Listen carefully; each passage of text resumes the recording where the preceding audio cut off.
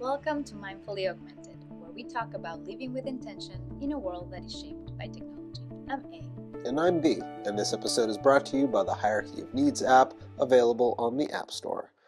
What are we talking about today, eh? Well, for us is the end of the school year, and we want to discuss a little bit about the impact of AI and education, and what is that going to look like for our children moving forward. Yes, and pardon my voice, today I'm a little sick. Yeah. I might have a few coughs and rasps, so please bear with me throughout this conversation. I'm excited about this because the idea of reimagining what education has been or is something that's been with me for my entire life. At least since I've been in grade school, where it didn't work for me. The education system, the way that it is, it didn't work for me. I feel like you had a similar kind of feeling. Definitely. And mine was even a little bit more constricted. We have different upbringings in the educational system. I didn't go to school in America, but I did went to a private religious school, which that has its own set of problems and expectations that I did not meet. And you were in the public school system, and you changed schools. Yeah, I got to see and experience a range of schools from different socioeconomic levels Yeah. and qualities along the Northeast Coast region. So in upstate New York, Long Island, New York, as well as Connecticut and down in Virginia. So you've been So around. I've been around, and then also I've had a little bit of college experience or university experience in a few different settings. So it I think many people have said over time they wish that education had kind of taught them about the things that they needed in life more than they just were given this generalized education or this highly specific education or a trade education. But this idea that like education should be probably more useful and more practical than just generally educational. And I kind of agree with that to a large extent. I see the value, or not necessarily just the value, I see the lack of preparedness that I and my peers and many that I see as coming out of the education system, recognizing that they're unprepared for life. For life and relationships. I think that one is also a big one, that the educational system, especially because we spend so many hours there, like a large portion of our life is in those establishments. And I left personally with a skill set that didn't necessarily translate for my adulthood. So if you were able to say one thing that you wish you were able to have gotten out of the education system that you weren't able to, one thing, what would you say that's like your number one on the list? I think, actually, can I say two? Because two Absolutely. come to mind. And I have to say, seeing what our kids are going through this specific educational system, they do have elements that my generation and that specific education that I got did not have. So for me was a understanding how to process my emotions, how to self-regulate, and how to be able to relate myself with other people. And the other one is actually learning how to build my own business, learning to voice myself. If I have an idea, how to bring that idea to life and actually have a plan for that. And a lot of trials, like really testing things out versus sitting down, memorizing things, and then repeating them out loud and making no mistakes in the repetition. That didn't necessarily work for me. But I have to say that our kids do have elements of that. They do have a much broader conversation when it comes to emotions and connections. But now AI enters the force, if you will, and that changes things. Yeah, it absolutely does. For me, I would say the number one thing that I wish school was teaching or had taught me Mm. was how to love education How to love how to love learning. learning. Yeah, Mm. yeah, how to be curious and excited so it doesn't necessarily strip you of these inherent curiosities, Yeah, but only gives you the tools or the environment to help you nurture what is usually already there in yeah. most kids. And if it's not there, that it's an environment that helps kids get excited about the things Mm. that they could learn, and not that it has to be something specific, because ultimately, if you do have a love of learning, Yeah. that you will naturally gravitate to the things that you help you. But also have the space to actually gravitate towards those things. Yeah, yeah, there is a privilege aligned in that ideal, Yeah. Hmm. which is that you have the space and time to be able to learn at your pace or the things that Yeah. you're interested in, when that's not necessarily the case for everybody. But bringing it back to the AI and how I can see AI kind of opening up the world for these three things for us, our ideals, Yeah. is that I do believe that now, from a very early age, AI could actually help you play with the emotional, like dive into the emotional play in a safe environment that starts to give you an understanding and a grasp of the spectrum of your Yeah. emotional capacity and how to address these things. Yeah. What do you think about No, that? I think yes, especially because I want to make like a little bit parenthesis here, is because I know a lot of these things can be taught and should to a certain extent be taught at home, but not everyone has that experience, and I most definitely did not have that experience. Mm. So when you don't have that experience at home, where can you experience and learn skills that will help you form as a human, as a well-rounded human? So the use of I think it can and it will help. It comes with certain concerns as well, Mm-hmm. because of how are we monitoring that, how are we making sure, how are we crafting this experience for the children. Mm-hmm. Yeah, there's a lot to consider when you're talking about using something like AI to essentially raise your kids, Yes. and Yes. that's there are a lot of things to consider. Uh, I often kind of approach that conversation was like, well, what are we doing instead? Mm-hmm. And what are we doing instead? Well, if you know who our president is right now, no matter where you are on the political spectrum, uh, he's not known for his emotional intelligence. It's not something that he's an empathetic person and really connects with people on an emotional level. Mm-hmm. Uh, at least everything that I've seen, I feel like that's something that pretty much everybody's been able to recognize across the Yeah. spectrum. And I would argue that a lot of people who support a lot of the ways that he engages and um, gets his messages across or his agendas across aren't necessarily really tapping into empathy, right, If for it others was and not how. a word, then this is obviously not defending or making space for many of, or in, yeah, this is not making space for any of those actions. But the fact that empathy was not a word until a few years ago, in terms of like something that we needed to practice, or um, it was just not part of the curriculum. Yeah, and I would assume that growing up, empathy wasn't a big thing that our president Donald Trump ever had to really wrestle with. Mm.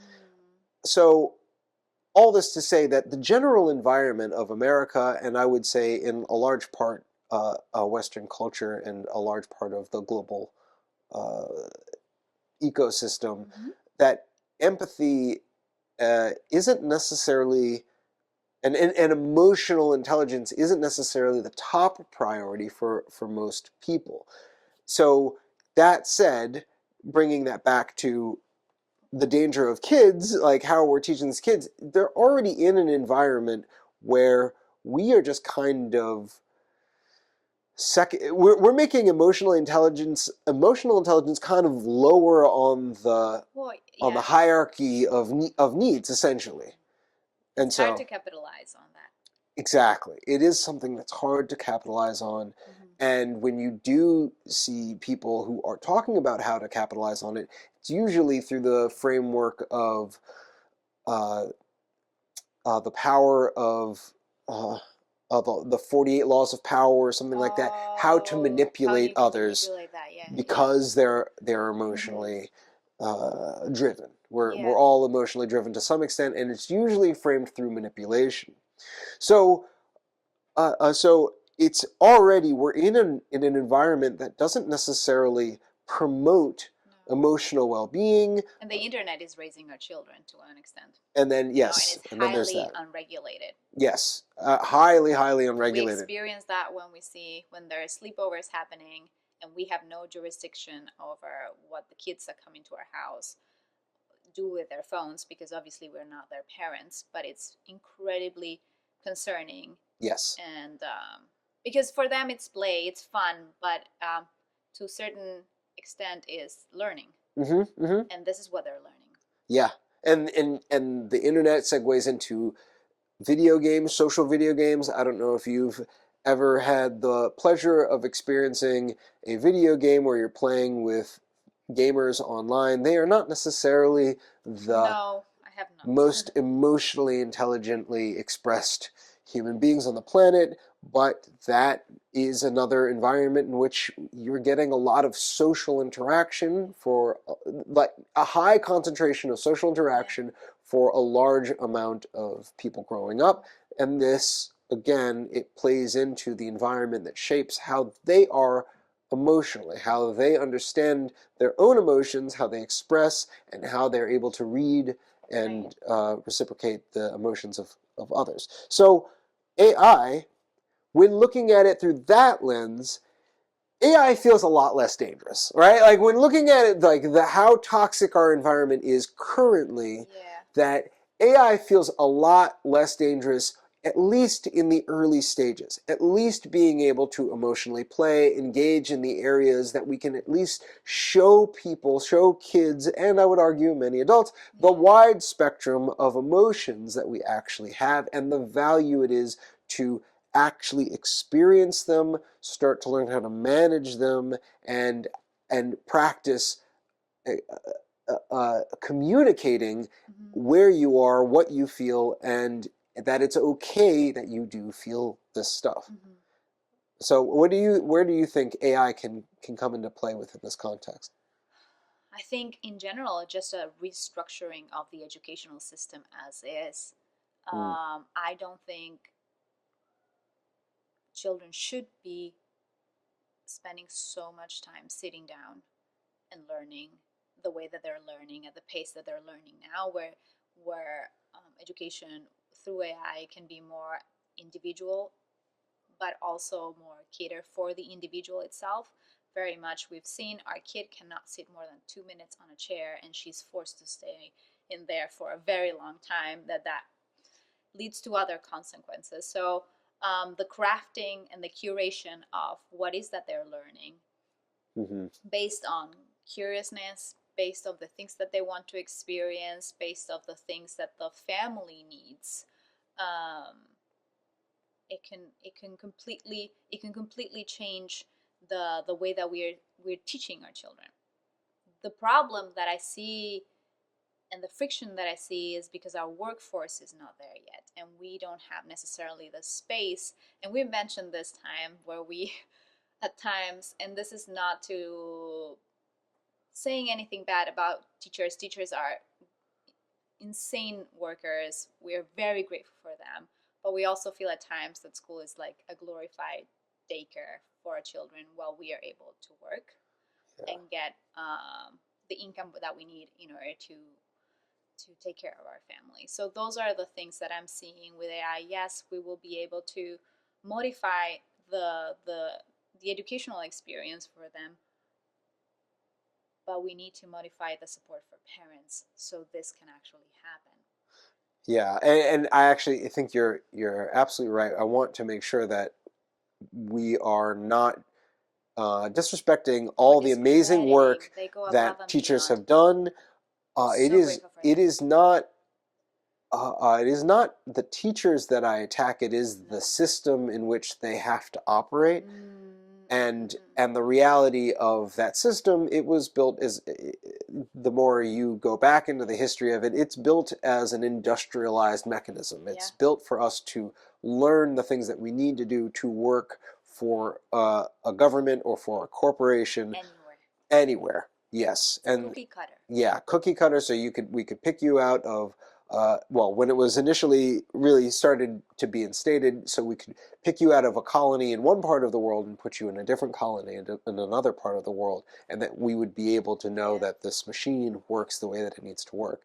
But now that we have these new tools, what I'm hearing in so many different areas is that the system that it exists now, it no longer works. Kids, it doesn't matter what the type of project is, it doesn't matter how small or how big, it doesn't matter if they love the teacher and love the subject or hate the teacher and hate the subject. Kids are using AI, when using AI, no matter how they can, for everything they could possibly It use makes sense. the AI for. When we had the calculator, Yeah. right? Who was going? We were not choosing. No, let me actually do this long math problem. The thinking was, let me use the calculator, go really, really fast so I can go play. Yeah. And so now, I can go have fun. Yeah, absolutely. And now the problems in math that we have to start to understand and grapple with, it's laughable that you wouldn't use a calculator, Exactly. right? In fact, a calculator is not enough. You need things that are a lot more intelligent than a calculator. And in some schools, I know when I was growing up, the TI-82 calculator was like that next step up. It was a graphing calculator, and now that's like old school. Yes. Now that's so old, but we used to like program that.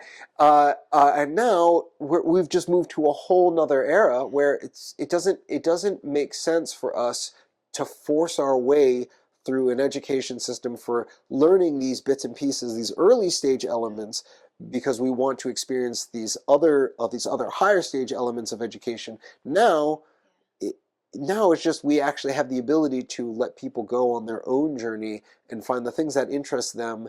If, like you said, we are able to take care of essentially the parental element. Yeah. Because like the safety, the guidance, the guardianship of the kids, Yes. because we still live within a different infrastructure. And the school provides safety for a lot of children. Yes, yes, and provides food. Yes. It provides comfort and access to 100%. to guidance, to community. So yeah, so there's a lot to consider, but the reality that I'm seeing more and more is that this reconsidering is being forced upon us now. I think like we're getting to a point where kids are going to surpass the academic calendar, if you will it, because of the things that they're learning outside or they're using AI for, whether, and this is the most plain example, elementary, where kids are learning about money still through pennies. I remember that bothering you. That bothered me deeply because it's outdated. Mm-hmm. And this is what they're learning. In certain aspects, certain things are outdated or no longer have the importance that are needed moving forward, and we need to teach them to solve bigger problems, not count pennies. Yeah. So with that, being able to have access to AI, I think the conversation should not so much shift. It should shift away from should kids, should schools use AI or not. I think that that ship has sailed. Yeah, that ship has sailed. AI exists now, part of our reality, and so now it shouldn't be like if you should, it's how you should, and really what are the things that matter for a human being to learn, especially moving into an era where AI exists, and likely anything that you're doing as a job now, a human does as a job now, won't necessarily exist, especially if it's really like a thought based or an information based job. Those jobs are probably going to go away. If anything that's just like solely digital and Yeah. solely has to do with just a cognitive use, that those jobs are going to go away. So if it no longer works, our education system no longer works for helping kids get to higher education, which we also see has been completely affected by this. Yeah. Um, what do we need to do? So, what would you say are the top 5 things that our education system should now shift to teaching? I think we both agree that emotions, like teaching emotion at an early Soft stage, skills, soft skills is definitely. human-like qualities, Mhm. community, sustainability, solving for the problems that are coming our way and we cannot necessarily ignore. Mhm. Um, I think those are critical. And then just allowing space. I think AI is allows space for creation Mhm. because human ingenuity is insane, and we're gonna come up with new, and maybe they're not called jobs or careers, but we're going to be coming up with new things and new innovations and having space to build those innovations in partnership with AI. Yeah. How about you? So I would definitely say on at the early stage of life, Mm-hmm. teaching how to recognize and express emotions, Mm, understanding emotion, your emotional range, and yeah. communication are going to be two big things that are really important. But then I would argue probably the biggest chunk is the hierarchy of needs or the spectrum of needs that humans have. Mm, I think that should probably be the number one thing that we learn about, because everything kind of just yeah. falls cascades from that. If you understand the needs of humans from their Mm-hmm. basic, their essential, to the safety, to the digital, to the things that's like love and belonging, to the things about esteem, and all the way up to the self-actualization. If you have that Yeah. as your foundation for understanding how the world works, then I feel like everything can really just plug into that so much smoother. And you can also, you'll have the skills to adapt as things Mm. change, Mm-hmm. which I think is really important. So I would say that's number 3, tied with maybe a 4, maybe 4 should be 3, but I think number 4 being uh, uh, teaching you how to love to learn. Mm-hmm. That should be, Yeah, because yeah, education is important, yes, yeah.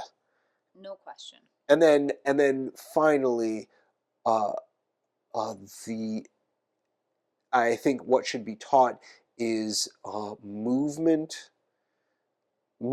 higher, lower levels of movement. So movement, which we kind of look at through the lens of exercise in many ways, but it could also just go. It could be tied with expression to dance. It could be playing music. It could be hiking and bringing just observing, like movement in all its expressions across a wide field, just like teaching the value of movement, because at the heart of everything, life is movement. Mm. Well, I think that will encompass in the if you're going through the hierarchy of needs framework, that is one of the earliest things Mm, in the you're right. physiological needs. Movement is essential Yeah. for for for life. Yeah. And so actually, now that you mentioned that, Uh, number 5, and actually, I think that even though this wasn't in my original conception of my 5, I think the most important thing is systems thinking, understanding how Mm. systems work. I think that Pattern pattern recognition. recognition, critical Yes. thinking, but through systems, learning about systems, and a great place to start for that for anybody listening that might be interested is Thinking in Systems by Donella Meadows. Um, Is this a book? this is a book, Mm-hmm. Yeah. a fantastic book. And it really just kind of talks about the output of systems is really how we should define systems, not what they're intended to do. And if you can judge a system by what it outputs, you'll have a stronger understanding of what that system is. Yeah. And it doesn't necessarily matter what the interior working is, as long as you understand the output. And so I think that that's maybe a great place to wrap this up. But that's ultimately where I see those five. And I'm also very curious, just anybody listening, what would they say their top five things now, if Yeah. rethinking education in a world where AI is disrupting everything, what would be the top five things that humans should learn? I would love to know that as well. Me too. Yeah, that's fantastic. So thank you for this fantastic conversation. This is one of my favorite conversations, and I think I feel like it's an ongoing one because we're just starting. Absolutely. So until next time. See you soon.